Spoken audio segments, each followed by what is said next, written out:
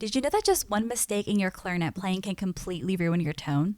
Or that most players, even beginning players and experienced ones, make at least 2 of these mistakes every single time they play? Well, those 2 things are nothing compared to the top 10 mistakes I see most common with clarinet players, and I'm going to be breaking down exactly how to fix them so you can be playing better in 2025. Mistake number 1, unstable embouchure. I can't tell you how many times I see clarinet players moving around their embouchure when they play. They either puff out their cheeks, they're moving around your chin, and this is a very common mistake.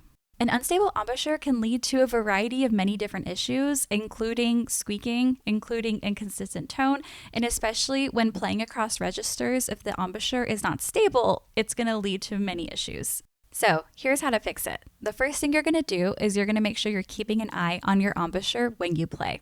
You can either play in front of a mirror, or what I personally like doing and something that I tell my students is just getting out the front camera on your phone, keeping an eye and seeing exactly what's going on. I want you to watch yourself and notice. Does your chin move up and down when you articulate? Are you puffing out your cheeks, or is everything staying completely consistent? So here is an example of what an embouchure should look like.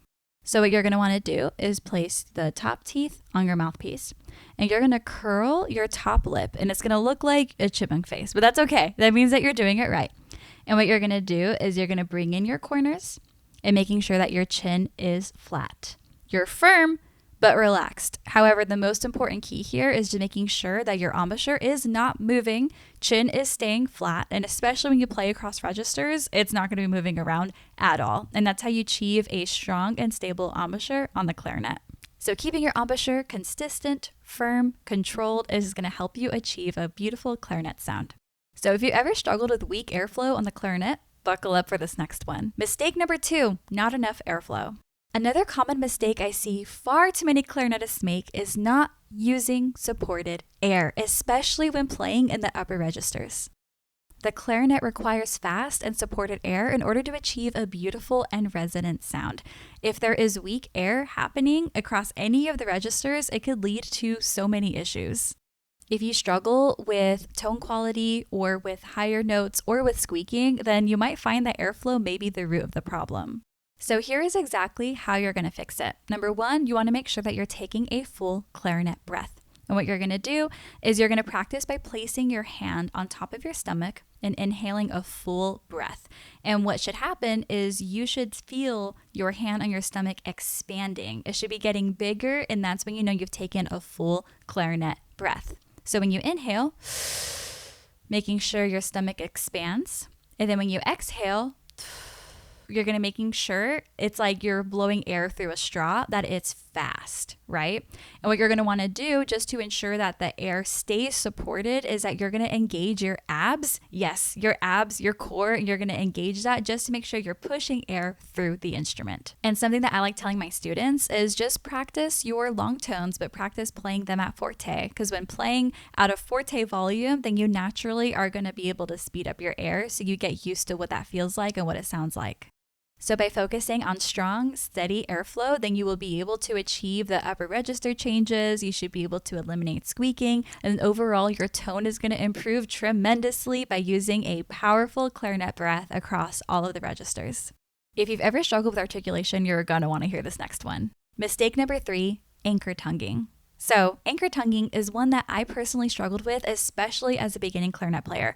And this is very common, especially if you were a child when you picked up the clarinet. And I know that in elementary school and everything, we all develop bad habits, and anchor tonguing is a very common one. So anchor tonguing is when you use the middle of your tongue to articulate instead of the very tip of the tongue. And when doing so, what anchor tonguing leads to is more of a thuddy sound, and it'll ensure that your articulation is longer and you're not able to get that precise, crisp sound when using the tip of your tongue instead. So when anchor tonguing, your articulation is slower and less precise, and it's more thuddy and it's more heavy. So we want to eliminate that at all costs. So here's how to fix it. So number 1, you're going to want to locate the correct part of the tongue where you're going to articulate. And you guessed it, it's going to be the very tip of your tongue rather than the middle of your tongue. And you're going to want to practice light articulation. So what you're going to do is just play a tone at forte. So then we're practicing using our airspeed. And you're just going to lightly articulate and lightly place the tip of your tongue on the tip of the reed. And you're going to want to reinforce this daily. So if this is you, what I recommend doing is every single time you get out your instrument to practice, spend at least 5 minutes of finding where that spot is on the tongue where you're supposed to articulate, eliminating using the middle of the tongue and instead using the tip of the tongue, and spend again at least 5 minutes per day. And then what's going to happen is you're going to get more used to it of where that location should be when you play. And then what you'll do is you'll gradually apply it to your music that you're playing. And then overall, then it'll help you improve that sound and that clear, crisp articulation. By breaking the anchor tongue habit, you'll achieve smoother, lighter, crisper articulation, which is what every clarinetist strives for. This next mistake is one that I actually do not hear enough musicians talk about, and that it can be applied to not only clarinet playing, but various different instruments. Mistake number 4, playing with excess tension. I see this all the time with so many musicians. As a clarinetist is playing, they have their high shoulders, they have their arms tense, they have their fingers tense, and overall it's just not good playing with tension. In some cases, excess tension can cause actual physical pain. So when you're playing with tension, what's going to happen is it's going to restrict your airflow. So it's going to prevent you from being able to play with that beautiful resonant sound. And it also is going to prevent you from playing fast passages. Because think about it, if your fingers are super locked up when you play, you're not going to be able to play fast. And for the longest time, I just thought that I wasn't born to play fast passages. And later, come to find out, it wasn't my technique. It wasn't the strategies I was implementing. It was my tension. And I had so much tension when I played. And this really was the culprit of why I couldn't play certain pieces. So here's how you're going to fix it. Number 1, I want you to become aware. When you play, do you have tension? And you can find this out by, again, practicing in front of a mirror or using your front-facing camera and taking recordings of yourself. And notice a couple of areas. How are your shoulders when you play? Especially in the upper registers, do you find yourself tensing up and your shoulders getting super high? Or are you noticing pain after you play? So as the very first thing is just to be mindful what actually is going on. And if you do find yourself playing with tension, then what you're going to do before you play is just do some light breath work, do some light stretching. And what I like doing personally, I like rolling back my neck and rolling back my shoulders before I play, just to ensure that I'm already relaxed before playing my instrument. And then making sure that you're regularly checking yourself as you practice and checking yourself and ensuring, okay, when I play, I sometimes have a tendency of locking up during the higher registers and vice versa. And you'll know after being able to keep an eye on what's going on. By reducing tension, this is seriously going to help you elevate your clarinet playing and make it feel so much more effortless when you play.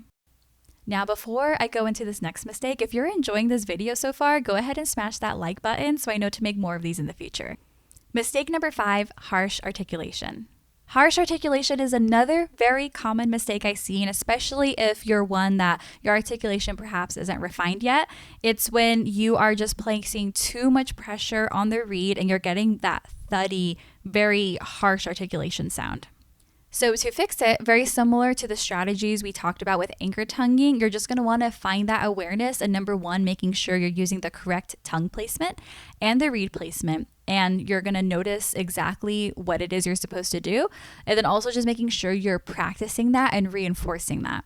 And what should happen is you should just really be aware of that light pressure on the reed. And what you can do is, I like doing legato practice, and I tell this to my students, is just playing a long note and just like a very, very light tongue on the reed, and making sure that you're pushing air through the instrument and ensuring that, again, it's just very light. Another helpful tip is just to take recordings of yourself using that front-facing camera and seeing what's going on, making sure embouchure is stable and steady, and ensuring that the articulation, you're able to keep track of your improvement over time. So by achieving a great articulation, you'll have more of that controlled sound, and it'll be able to open doors of what repertoire you can play. Are your clarinet reeds troubling you? Well, keep on watching to hear about this next mistake. Mistake number 6, incorrect reed strength. And I see this far too often as well with clarinet players, and something we're not really taught is sometimes that people are playing on the wrong reed strength, and they had thought, perhaps that it was a technique issue or anything like that, and they weren't able to achieve the sound that they wanted, but it was because of their reed strength. If your reed is too soft, then you're going to have an airy sound, and it's going to be very sensitive. And it actually does have a brighter tone, especially in the upper registers if you're playing on a reed that is too soft. However, if your reed is too hard, then it's going to feel like you're struggling just to get a sound out in the instrument. So some things you can try is if you do find yourself playing on a softer reed, it does sound very airy, it does sound, very sensitive, then what you can do is try going up a half strength. So for example, if you're playing on a 2.5, you could try playing on the strength of a 3. However, if you're playing on a reed that's too hard, then you can do the opposite and you can try playing on a reed that is much softer, and you can even try experimenting with different brands. And this is actually something that I recommend all clarinet players doing, is just experimenting with different reeds, different mouthpieces, and finding the setup that works for you. You'll find that there are clarinet players out there that say, you got to play on these reeds or this or that, but I personally believe that every single person is different. And because every single person is different, they're going to have a unique setup, and that's perfectly okay. So I challenge you to find that setup that works for you and finding that balance where you're really happy with how you sound and you're really happy with your instrument setup. Now, before I get to this next mistake, which could be preventing you from playing fast passages, make sure you hit that subscribe button so you know how to become an incredible player in 2025. Mistake number 7, inefficient finger placement. This is something that is very common when a clarinetist plays. Their fingers are so far away from the instrument. And what this does is it slows down your ability to be able to play fast passages, and it could cause you to miss notes as well. Because when your fingers lift too high, your technique becomes slower. So here's how you're going to fix it. So the goal is to keep your fingers as close to the instrument as possible when you play. And same thing, we're going to get our mirror out, we're going to get our front camera out. And when you play, you're just going to keep an eye to make sure that your fingers are staying close to the instrument, right? So what your fingers need to do is create some sort of this curvature. And then what you're going to want to do is also just making sure that when your fingers lift, it's not going off into the stratosphere. The goal is to keep your fingers completely relaxed, just hovering over the tone hole so they're ready for the next note. And what you can do is just practice a slow scale, keeping an eye on the finger movement and making sure that, again, you're keeping an eye on what's going on to notice your personal tendencies, your personal patterns in order to achieve a more precise way of playing the clarinet with your hand position. So guys, this next mistake is one that I found with literally every single one of my students I've ever worked with. So make sure you're paying attention because this might be you as well. Mistake number 8, practicing way too fast. A common mistake that clarinet players make is they rush through fast passages that are very tricky and very hard, thinking this is going to help them play it better. But it's actually the complete opposite. So when you get a piece of music and you're playing it very, very fast and you're not bringing down the tempo, what you're going to do is you're actually reinforcing those poor habits that's keeping you stuck from being able to play that passage. And I'm telling you guys, if you do not isolate that measure and play it slower, again, it's just going to make your life so much harder, and it's going to make learning very, very frustrating. So here's how you're going to learn fast passages and learn tricky passages a lot faster. So the first thing you're going to do is you're going to isolate that measure. And I want you to play it as slow as necessary in order for it to be 100% accurate. So when I'm talking about accuracy, I'm meaning you're getting every single note right. You're getting every single rhythm right. You're able to play it 100% accurate. And then keep note of the tempo. So for example, if you're playing this passage and the goal tempo is 100 beats per minute, but you're only able to play it 100% accurate at 75 beats per minute, that's perfectly okay. And this is something I tell my students all the time. We want accuracy over speed every single time, especially when learning a tricky passage. So what you're going to do is you're going to go ahead and make note of that. So let's say, again, you're playing it at 75 beats per minute, and then practice through. If you could play it a couple of times without any mistakes, then gradually speed it up. Now try playing it at 80, then 85, then 90. And again, your goal is to play it 100% accurate. And this is eventually going to be able to help you be able to play it correctly at the desired speed. And this is going to help you learn music so much quicker. So did you know that this next mistake can actually lead to mold growing on your reeds? Mistake number 9, improper reed storage. So reeds are very delicate, and not storing them properly can lead to mold, it can lead to warping, and it could lead to you breaking it. So if a reed is warped or if it's dried out, then it's completely going to destroy the reed, and it's going to sound different, it's going to sound airy, it's going to sound stuffy, and essentially we just want to take very good care of them, especially when we store them.